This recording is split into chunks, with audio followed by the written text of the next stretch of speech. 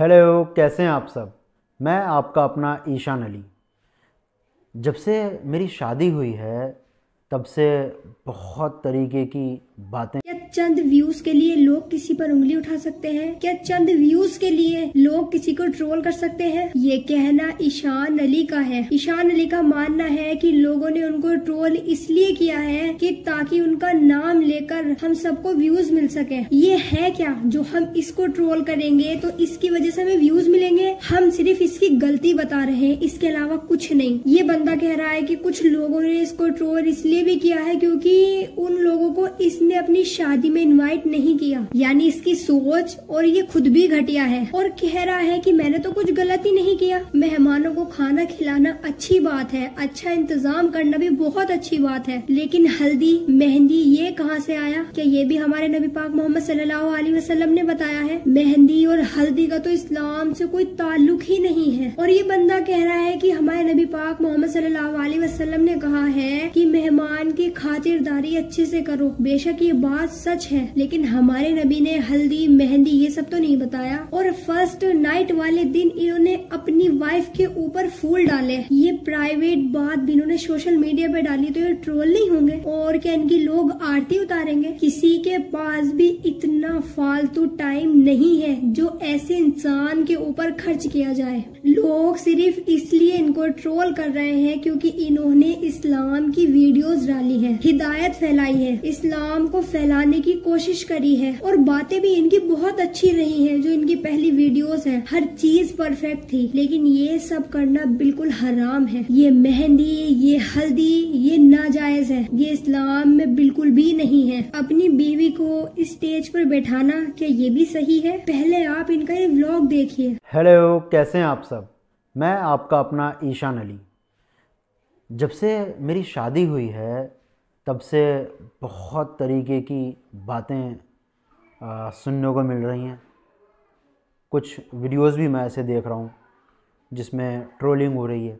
अच्छा, शादी होने के बाद बहुत सारे काम होते हैं तो मैं बहुत ज़्यादा बिज़ी था, इसलिए इस बारे में बात नहीं कर पाया। तो कुछ लोग ये सोचते होंगे, सोच रहे थे कि वो खामोश हैं, कुछ बोल नहीं रहे हैं। तो देखिए, अपना मकसद यहाँ भी अगर मैं आपसे रूबरू हो रहा हूँ तो मैं अपने उन फैंस से रूबरू हो रहा हूँ जो मुझे देखते हैं, मुझे इतना प्यार दिया है। अब हम लोग पॉइंट पे आते हैं कि आखिर इस ब्लॉग में मैं यहाँ क्यों इस ब्लॉग को बना रहा हूँ, क्यों यहाँ आपके रूबरू हूँ। तो जब मेरी शादी हुई, लोगों को ये एतराज़ है सबसे पहली बात कि इसमें बहुत पैसा खर्च किया गया, इसमें बहुत ज़्यादा पैसा खर्च किया गया। देखिए, ऐसा कुछ भी नहीं है। बहुत ज़्यादा तो बहुत ज़्यादा ही होता है। ऐसा नहीं कि इसमें नोट लुटाए जा रहे हैं, ट्रक भर भर के नोट लुट रहे हैं, बारिश हो रही है ऊपर से। मैंने कई जगह देखा है कुछ गन से बंदूक आती हैं, उसमें भर के लोड करके नोट लुटाए जाते हैं।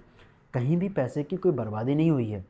रही बात खर्च की, तो देखिए, जब अल्लाह ने मुझे पैसा दिया है, जो भी दिया है, तो मेरा फ़र्ज़ है कि मेरे घर पर जो मेहमान आए हैं उनकी मैं अच्छे से इज़्ज़त कर सकूं। ये हमारे नबी का भी फरमान है कि अपने मेहमान की खूब अच्छे से इज़्ज़त करें, क्योंकि जब मेहमान आते हैं तो घर की बलाएं मुसीबत आफ़तें सब ले जाते हैं। तो मैंने यही सोच के एक अच्छा सा लॉन बुक किया अपने वलीमे के लिए,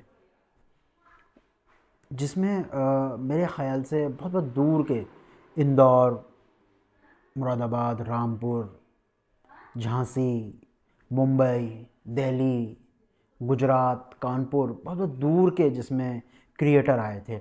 कई लोगों को का शहर मैं बता नहीं पा रहा हूँ क्योंकि वीडियो में वक्त भी कम है, कम वक्त में हमें ये वीडियो ख़त्म करनी है। तो लोगों का कहना है कि बहुत पैसा खर्च किया गया। देखिए, ये गलत है। ये सिर्फ वो लोग कह रहे हैं जिनको मेरा नाम लेकर, मेरी शादी का ज़िक्र कर कर जिनको कुछ व्यूज़ का लालच है, वो ऐसी बातें कर रहे हैं कि बहुत पैसा खर्च कर दिया। बहुत पैसा खर्च करने का मतलब ये नहीं कि मैंने अपने मेहमानों को भाई सोने की चैन लुटाई या उन पर नोटों की खूब बारिश की गई। ऐसा कुछ भी नहीं हुआ है। तो ऐसी बातों में मत आइए आप। हाँ, लेकिन ये जो मैंने लॉन किया ये अपने आप में टॉप है इस शहर में। जिस जगह मैंने किया तो इसका खूब नाम है, क्योंकि इसमें हम अच्छे से फंक्शन कर सकते हैं अच्छी गैदरिंग के साथ।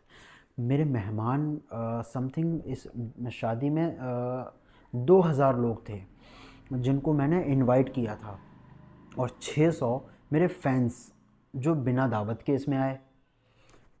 अब आप ख़ुद सोचिए कि मैं इंतज़ाम रखूँगा या नहीं। अच्छा इंतज़ाम करना मेरा फ़र्ज़ है। मेरे घर पर कोई भी आए, मेरी वलीमे में आए, तो वो खुश हो, सुकून से खाना खा सके, अच्छा लॉन हो, इसलिए एक अच्छा लॉन लिया गया। मेरी शादी जो हुई, जो मेरे बारात वाला दिन, उसमें मैंने बग्गी नहीं मांगी। बग्गी या घोड़े पे, रथ पे चढ़ के मैं इस तरह से दूल्हा बन के नहीं गया। आप देखेंगे कोई महंगी कार से मैं नहीं गया। इसे कहते हैं खर्च, ज़्यादा खर्च। मेरी ख़ुद की जो पर्सनल कार है उससे मैं गया। उसको इतना हैवीली डेकोरेट मैंने नहीं करवाया। लोगों ने मुझसे कहा, यार बड़ी कार से जाना है ईशान अली, यार दूल्हा बन के जाएगा तो बड़ी कार होनी चाहिए, महंगी लग्जरी है वो। मैंने किसी की बात नहीं सुनी, क्योंकि मैं ख़ुद चीज़ों को समझता हूँ। ये जो ट्रोलिंग हो रही है, बेवजह की बातें बन रही हैं, ये सिर्फ व्यूज़ के लिए है। तो ये होगी हमारी शादी की बात। शादी में आप देखेंगे कोई ढोल ताशे नहीं बज रहे हैं। शादी में जो ये बॉम्ब होते हैं, जो ये क्रैकर्स, इनके मैं ख़ुद भी ख़िलाफ़ हूँ। लेकिन यहाँ मैं बताऊँ, इन 2000 मेहमान में जाने कितने ऐसे थे जिनसे मैं रूबरू होकर, जिनको मैंने दावत नहीं दी। कुछ को मैंने कॉल्स पे कह दिया, कुछ को मैंने घर जाकर कह दिया, कुछ को मेरे अम्मी अब्बू ने इनवाइट किया, कुछ को मेरे भाइयों ने इनवाइट किया। तो इनमें से एक मेहमान अपनी खुशी से, पता नहीं कब, मुझे नहीं इस बारे में इल्म है, वो क्रैकर्स ले आया। जब मेरी बारात वहाँ पहुँची, अब मैंने देखा ये क्रैकर्स, मैंने कहा यार ये तो मैंने मंगाए ही नहीं है, ना ये मेरे किसी दोस्त का काम है। तो मेरे एक गेस्ट थे, उन्होंने मुझे बताया, भाई मेरी खुशी थी इसलिए मैंने कर दिया ये। तो मैंने उनसे कहा भी कि ये ज़रूरी नहीं था, आप कर रहे हो, भरना मुझे पड़ेगा। लोग मुझसे कहेंगे कि ईशान भाई की शादी में ये सब गलत है, क्योंकि ये गलत है, मैं आई एक्सेप्ट। लेकिन इसके पीछे की वजह ये है। तो ये हो गई हमारी बारात की बात। अब आ जाते हैं बारात वाले दिन ही महर पे। तो जो महर है, मेरी जो निकाह का महर है, हज़रत जो थे जिन्होंने मेरा निकाह पढ़ाया, उनसे गलती से जब उन्होंने मेरा निकाह मेरे पास आए, मुझसे नहीं मेरा निकाह पढ़ा रहे थे, तब उनसे गलती से निकल गया कि 7786। देखिए ये आप स्लिप देख रहे हैं, ये मेरे निकाह की स्लिप है। इसमें कितने लिखे हैं? 50,786। 50,786। ये अच्छा, एक चीज़ और है, महर एक पर्सनल मैटर है, जैसे मैं जानूँ, मेरी वाइफ जाने। इसमें लोगों ने सिर्फ ये मुद्दा इसलिए उठाया कि उनको व्यूज़ मिल सकें कि ईशान अली को 5 लाख का महर बनवाना चाहिए था, 10 लाख का महर बनवाना चाहिए था, पर्सनैलिटी के अकॉर्डिंग महर बनवाना चाहिए था। जब मेरा महर बना तो मैंने पहले ही कह दिया कि देखिए, हमारे जो वक्त है, वो वक्त दूल्हा दुल्हन को दुआ देने में ख़र्च कीजिए, बिल्कुल लड़ाई नहीं होनी चाहिए महर पे। तो मेरे ससुर जी भी बहुत अच्छे थे, उन्होंने कहा अपनी खुशी से आप महर करवा दीजिए, कितना करवाना है। तो हमने 50,786 रुपये नकद महर अदा किया। यार 50 लाख, 20 लाख, 10 लाख ज़रूरी नहीं है, महर 500 भी हो सकता है। वो मेरा और मेरी वाइफ का पर्सनल मैटर है, वो किस महर पे मुझे कबूल कर रही है। अगर वो 500 के महर पे मुझे कबूल कर रही है तो लोगों को कोई दिक्कत नहीं होनी चाहिए। उन्होंने 50,786 के महर के साथ मुझे कबूल किया, तो इसमें भी कोई दिक्कत नहीं होनी चाहिए। ये भी सिर्फ ट्रोलिंग इसलिए हुई कि लोगों को व्यूज़ मिल सकें। Ishaan Ali is a popular personality, तो मैं एज अ सेलिब्रिटी, लोग मुझे मेरे नाम का सहारा लेकर, इन बातों का सहारा लेकर कुछ व्यूज़ इकट्ठे करना चाह रहे हैं। इसमें कुछ लोग वो भी हैं जिनके पास मेरे फ़ोन नंबर हैं, जो मुझसे मिल चुके हैं यहाँ आके भी। तो मैं उन लोगों से थोड़ा खफा हूँ। खफा इसलिए हूँ कि वो लोग मुझे कॉल कर सकते थे, तफ्तीश से बातों की मालूमात कर सकते थे, लेकिन नहीं की उन्होंने। वो भी दूसरे नए बच्चों की तरह, जो नए बच्चे हैं जो यूट्यूब पर शुरुआत कर रहे हैं, उनकी तरह उन्होंने भी ये शूट किया, ब्लॉग बनाया, कह रहे ये किया ईशान ने, ये कितना महर। तो ये गलत है। आप मुझे पर्सनल कॉल कर सकते थे, मैं आपको खुद डिटेलिंग देता। और इसमें कुछ लोगों ने ये ट्रोलिंग इसलिए भी की क्योंकि मैं उन्हें शादी में नहीं बुला सका। तो भाइयों देखिए, लोड बहुत था। मुझे सुनने में आया कि यार हमें हमें शादी में नहीं बुलाया ईशान ने, हम तो करेंगे ट्रोलिंग, हम तो उठाएंगे मुद्दे। तो देखिए वो जो वक्त था उसमें मैं बहुत ज़्यादा बिज़ी था। कुछ लोग मेरे माइंड से में आए नहीं, मैं उनको बड़ा प्यार करता हूँ, उनकी इज़्ज़त करता हूँ, कद्र करता हूँ। अगर मेरे जहन में उनका नाम आता तो मैं ज़रूर उनको बुलाता। तो कुछ लोगों ने इसलिए भी ट्रोलिंग की, तो ये गलत है। महर की बात हो गई देखिए क्लियर। तो महर के बाद आ जाते हैं दहेज पे। मेरी बारात में मैंने कोई ज़मीन, किसी की जायदाद, लाखों रुपया और कार कुछ भी नहीं लिया। मेरे बहुत सारे ऐसे रिश्ते भी आ रहे थे कि ये करेंगे वो कर देंगे, लेकिन मुझे मैं इन सब चीज़ों में अच्छा नहीं समझता। यार अल्लाह ने मुझे जो भी दिया है वो मेरे लिए काफ़ी है।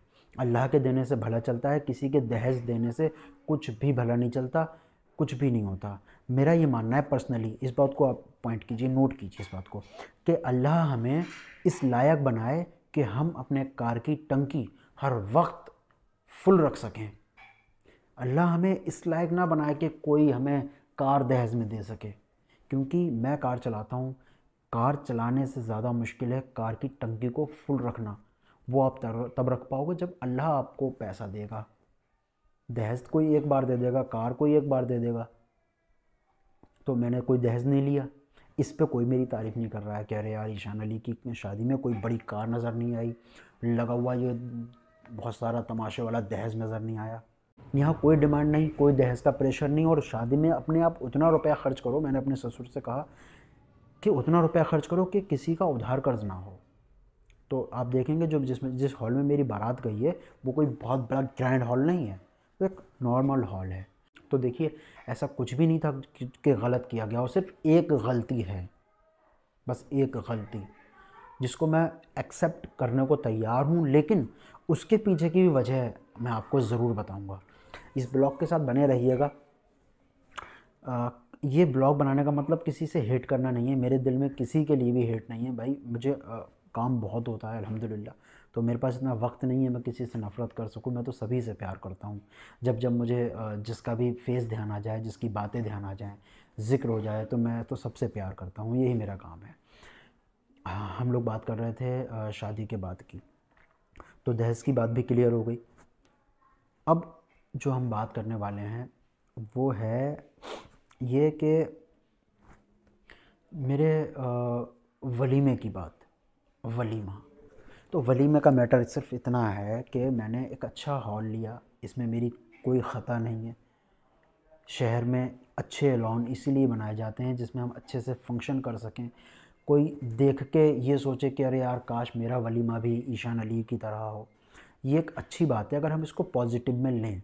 तो आप मेहनत करो ईशान अली की तरह, फिर आप भी ईशान अली की तरह अपना वलीमा कर सकते हो। तो ये एक मोटिवेशन है। अगर आप देखें कि ये एक मोटिवेशन की तरह आप इसको मोटिवेट हो सकते हैं इस बात से।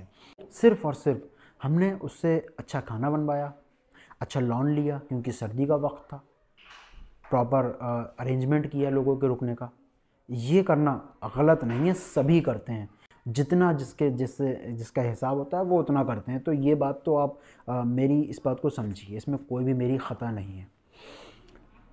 सेकंड थिंग, अब मेन बात, डीजे ये गलत है।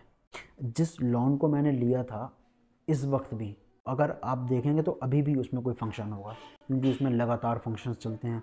तो मेरा फंक्शन जिस दिन था, सुबह जब मैं गया, जिस रात शाम को 8 बजे मेरा फंक्शन शुरू होना था, मैं अगली सुबह वहाँ गया तो 12 बजे के वक्त समथिंग मैं वहाँ गया। मैंने कहा कि ये जो डीजे आप, क्योंकि ये जो डीजे मुझे दिख रहा है ये मैंने लगवाया नहीं था, आप इसे हटा दीजिए। तो उन्होंने मुझसे ये कहा, ईशान भाई डीजे बजना ना बजना आपकी मर्ज़ी, लेकिन ये डीजे तो हॉल का एक पार्ट है। हम ऑपरेटर नहीं बुलाएंगे जो उसको ऑपरेट करेगा, जो उसको बजाएगा, क्योंकि आपने मना कर दिया है। अगर आप डीजे बजाने वाले को बुलाना चाहते हैं तो उसके आपको रुपए देने पड़ेंगे। मैंने कहा नहीं, मुझे नहीं चाहिए। मतलब मैं खुद इस चीज़ के ख़िलाफ़ हूँ डीजे के। भाई फंक्शन शुरू हुआ, गैदरिंग हो गई। अल्हम्दुलिल्लाह दूर दूर से जिन जिन यूट्यूबर्स को, जिन जिन अपने भाई यूट्यूबर्स को मैंने बुलाया था, सभी लोग आए। इतनी भीड़ हो गई कि गिफ्ट्स तक लेने का वक्त नहीं मिल रहा था। अच्छा, इतनी भीड़ के वक्त, किस वक्त, मैंने बताया आपको कि 2000 तो मेरे इसमें मेहमान थे और 600 मेरे फैंस थे, जो इतनी अलर्ट सिक्योरिटी होने के बावजूद किस तरह से आ गए मुझे नहीं पता। किस वक्त भाई वो डीजे बज गया। उन 2600 लोगों में, उनमें से कोई एक ऐसा बंदा था जिसने जाके वो डीजे के स्विच ऑन करके, क्योंकि फंक्शन उस रात हुआ था, स्विच ऑन करके उसने डीजे बजा लिया, क्योंकि इतना शोर था स्टेज पे। रिसेप्शन वाले दिन मैं खुद परेशान था, इतना शोर हो रहा था मेरे आसपास। तो किस वक्त डीजे बजा मुझे नहीं पता चला, लेकिन हाँ, जब ज़ोर से आवाज़ डीजे की आई तो मैंने देखा कि कुछ लोगों ने मेरे भाईजान को भी खड़ा कर लिया है। अब हमारे भाईजान तो बस, उन्होंने देखा कि भाई डांस वांस चल रहा है, उन्होंने भी मार दिए ठुमके। और ऐसा नहीं है कि किसी लड़की पे नोट लौटाए गए, किसी बाहर वाली लड़की को बुलाया गया। हमारे गेस्ट थे ये, जो भी थे उस फंक्शन में, जो भी लड़कियां थी सब गेस्ट थी। कुछ काम करने वाली लड़कियां थी, कुछ जानने वाली लड़कियां थी, तो उन्हीं को हमने बुलाया। तो भाईजान उस पर शायद कुछ जगह पे नोट भी भाईजान कर रहे थे, तो मैंने इस चीज़ पे नाराज़गी भी जाहिर की और मैंने मना भी किया कि मैंने कहा यार ये डीजे, सबसे पहले मुझे ये बताओ बजाया किसने। मैं अभी भी उस शख्स का नाम जानना चाह रहा हूँ जिसने डीजे बजाया। उसके बाद लड़कों ने क्या किया, अपने फ़ोन लगाए, कनेक्ट किया और शुरू डी सॉन्ग बजने लगे। जैसे ही मुझे पता चला मैंने फ़ौरन बंद करवाया।